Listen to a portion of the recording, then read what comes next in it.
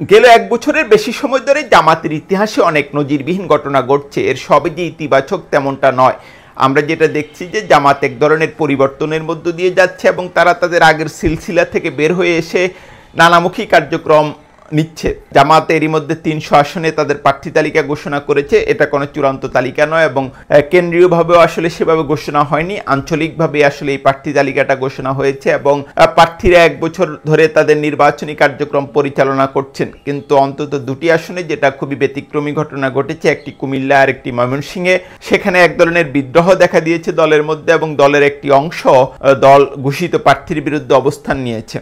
এটা আমরা কয়েকদিন আগে এখানে মাইক কেড়ে নেওয়ার একটা ঘটনা দেখলাম। তো এখন যেটা সবচেয়ে আলোচিত প্রশ্ন যে জামাত নিশ্চিতভাবে তার প্রার্থী তালিকায় একটা বড় পরিবর্তন আনবে। জামাতের সেক্রেটারি জেনারেল মিয়া গোলাম ফরওয়ার এরই মধ্যে বলেছেন যে নির্বাচনী সমঝোতা হলে অন্য রাজনৈতিক দলগুলোকে জামাত ১০০টির মতো আসন ছেড়ে দিতে পারে।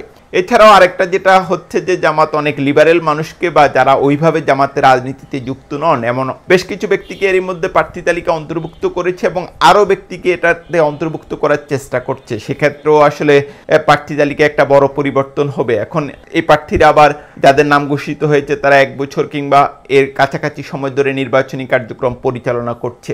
এখন নতুন একটা প্রার্থী তালিকা হলে এবং এই বিপুল পরিবর্তন হলে তারা আসলে সেটা কিভাবে নিবে সেটাও একটা প্রশ্ন।